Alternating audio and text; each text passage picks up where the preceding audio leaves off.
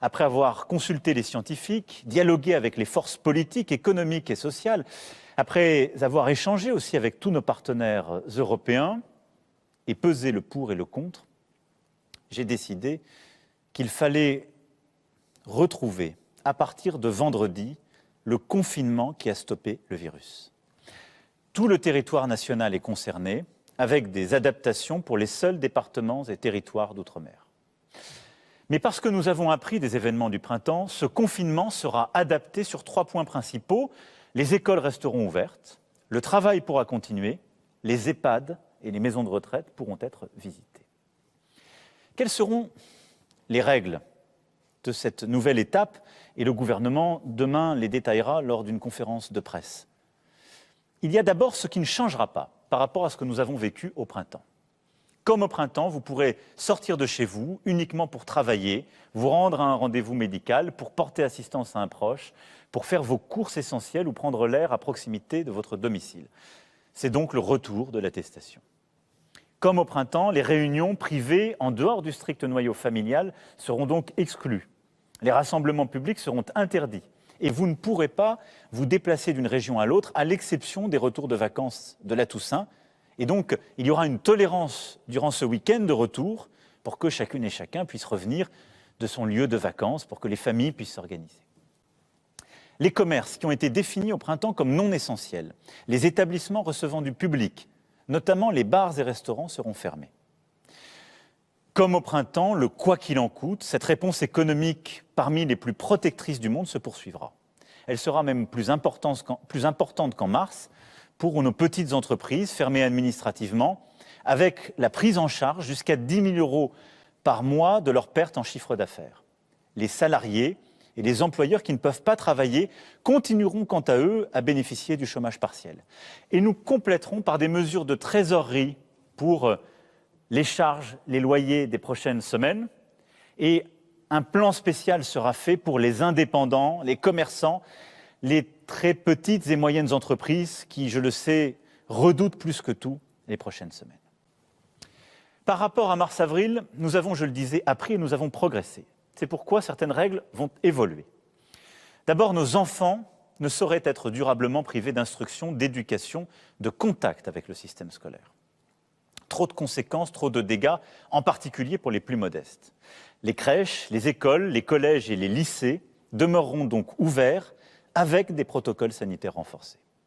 Les facultés et établissements d'enseignement supérieur assureront à l'inverse des cours en ligne. Partout où c'est possible, le télétravail sera à nouveau généralisé. Mais, et c'est une seconde différence par rapport au printemps, l'activité continuera avec plus d'intensité.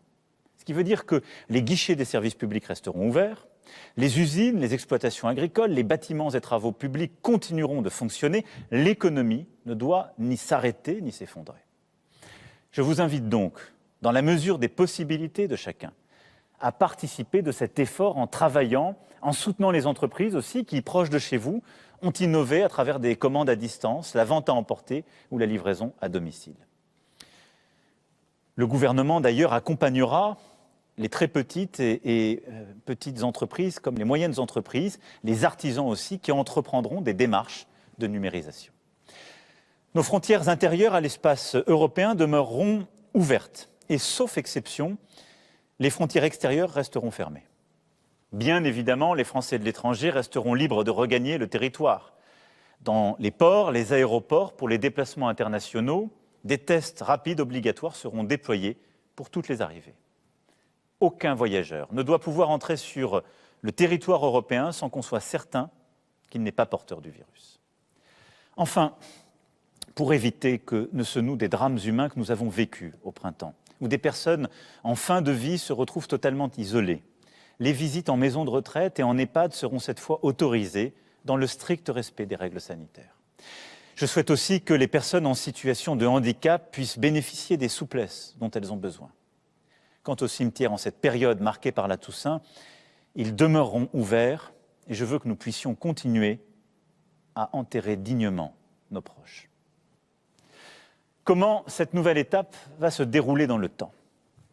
Chaque heure compte. L'ensemble de ces mesures doivent donc entrer en application au plus vite. Elles le seront dans la nuit de jeudi à vendredi.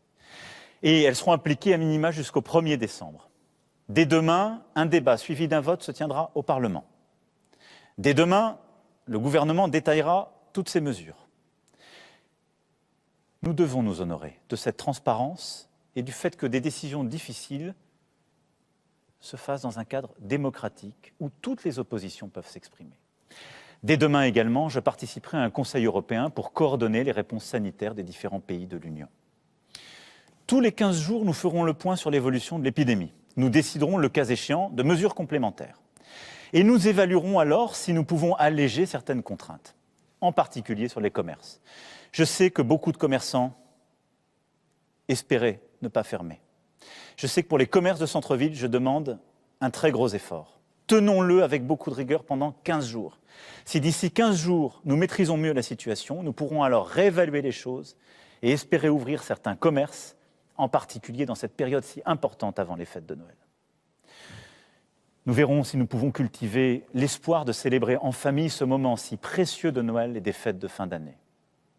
Notre objectif à terme est simple, réduire très fortement les contaminations et passer de 40 000 contaminations par jour à 5 000, ralentir significativement le rythme des entrées à l'hôpital et en réanimation. Et ce n'est qu'alors que nous pourrons pleinement redéployer une stratégie testée, alertée, protégée, renouvelée, complétée.